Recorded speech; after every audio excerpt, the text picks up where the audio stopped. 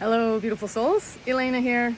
I want to share with you a little thought that just came to me about why we never get rid of that annoying crap we're trying to get rid of. Like, they never leave. Our challenges, our crazy reactions that we have, this capacity for anger or shame or guilt or all these fears or whatever it is that we're working on to get rid of, they never actually leave. And the sad truth is, it's true, they never actually leave.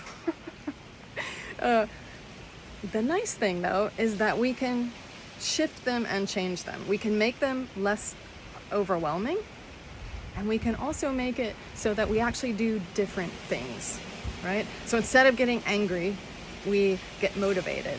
Instead of feeling shame, we help ourselves understand something different and feel better in the situation.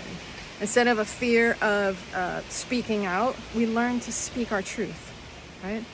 The fear of speaking out, though, never leaves. It's just that we understand how to work with it differently. So let's walk through this a little bit. Why doesn't it ever leave? Well, first let's go back to how it started. So I'm going to assume that some of your biggest issues, some of your biggest challenges, and the things that you've worked on the most and are still really here, those are things that happened. Often they happen during childhood. So let's imagine you're in a situation that's scary, and so you decide you're going to protect yourself, right? So maybe you go defensive and you protect yourself by shielding yourself, or maybe you go aggressive and you protect yourself by being angry and you hit out, right? Okay. Then let's say you get older, you have more agency, you have the capacity to get out of whatever the situation was that you were in, or that happened when you were a kid, right? Now you're more an adult, and you have chosen to not be in situations that feel really scary or that trigger huge amounts of anger, right? So let's say you're there and you've taken responsibility for your behaviors and you're working on them. Great. Okay, so what you can do is work to release the overwhelm that's in your body, the emotions that are in your body, stuck in your body, that you couldn't deal with when you were a kid. Okay, that's classic definition of trauma. Is you're having a situation or situations in your body, maybe in your life, and a string of them, maybe as a child. You have a bunch of these situations that happened, or one situation which was so overwhelming you couldn't deal with it. And what your body does is goes, I can't deal with all this right now. I need to stop right here, kind of freeze this, store it to deal with later. Okay? So now here you are as an adult. You've gotten yourself out of that situation. Now you are working on it, and you're safe enough that you tell your body, your system, okay, you know what? I can process that stuff now. I'm actually able to feel what I was feeling then, that I couldn't feel then. I'm safe enough I can feel this now. And so that's a lot of what we do in healing, whether I'm working on myself, or I'm helping you, or anyone else is helping you, or we're sitting around with our friends. However you're healing, you're getting yourself into a safe enough space where you're comfortable to feel those emotions that are in you that you couldn't feel then. Okay? Great. What happens though is you never lose your capacity for defense or aggression, right? You never lose the ability to be like, or, and if someone comes around and says something that reminds your system of the situation, yeah, you will, or, for sure.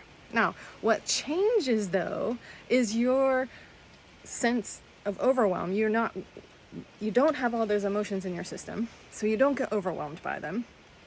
Okay, so now you have more of a capacity to breathe through the situation and make a decision. Do I want to shield? Do I want to be aggressive? That takes time, first of all. And secondly, you still have the capacity, and so it's really confusing. Why is it that I've healed so much? I'm feeling so much better. I'm not overwhelmed by the situation as much, and yet when I feel like I'm in that situation, I still have this capacity. Well, here's why. What if that reaction, your capacity to protect yourself, however you are doing it, is much like having an arm? This arm.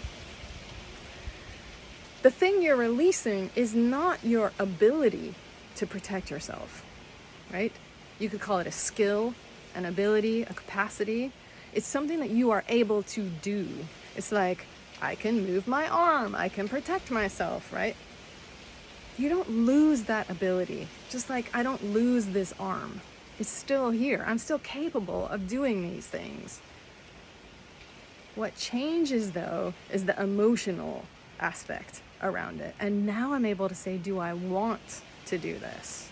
Do I feel like in this situation, now that I'm more comfortable, now that I'm safer, do I really feel like I want to hide? Do I really feel like I want to punch out? That's what changes. Yeah? And when we get even better, we start to realize, okay, and what else can I do with my arm? What else can I do with this capacity? Maybe instead of punching out, I'm going to use my arm to do something different that's healthier. I'm going to reach out and I'm going to say, hey, can I help you? You're coming at me with a situation that's really difficult, and how can I help you, right? Or maybe instead of doing this, you realize, you know what? This situation in front of me is toxic, and I'm going to use my capacity for defense to open a door and walk out. I don't know, but hopefully that makes sense. It's like you don't lose your ability to do things. You don't lose your skill set. What you do, though, is learn how to use it in a healthier way for the situation that you're in now. So back when you were a kid, you couldn't get out of there, right? You couldn't drive a car, you didn't have money. We don't have a lot of physical agency. Like, we don't have a lot of say over what happens to us, for the most part, unless you're a runaway. That's a different situation, right? So this is a really good thing to do when you're a kid. And that's why we do them. We take the things that we have and we use them to protect ourselves, right? Great. Awesome. You don't need to do that anymore. And that's why this feels inappropriate. And so now you learn, okay, I've released all the craziness, all the emotion that was stuck in here that I couldn't process, that was overwhelming every time this happened. Now I don't need to do this. What else do I want to do with it, though, right? What other thing can I do with my arm in this situation? I have this capacity there. I have the ability to move. I have the ability to do things. What else do I want to do? What else is appropriate in this situation? I know I don't want to be punching. I know I don't want to be hiding. I want to do something else. So again, the takeaway here is no matter how healed you get, you never lose this root. You never totally get rid of it. What you get rid of is the emotional overwhelm, right?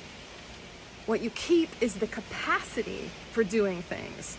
And that's what you want to cultivate now. Even during the healing, right?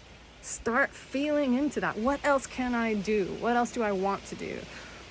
And most of us reach out for things that we're really good at. So if you punched, you might have a really good capacity for reaching out to people, for helping them, for doing something. You have a lot of drive in those kinds of situations. If you freeze or if you hide and run away, you're going to have some other really amazing capacity for that. Maybe you're really sensitive. Maybe you're really good at feeling what's happening around you. And if you can stay in the situation, you can ameliorate it for people in some way because you know what they're feeling and you can help them relax. I'm just making this up. I don't know what it is for you. Feel into it and realize that when I talk about healing roots, I'm never talking about getting rid of them. We can get rid of the emotional overwhelm, for sure. What we're not going to do is get rid of your capacity to do things in those situations. And that's helpful. All right, I hope that helps. Take care. Let me know what you think and feel and what your experience with this is, because I'm always evolving. You're always evolving. It's good to have a conversation. Take care and see you next time.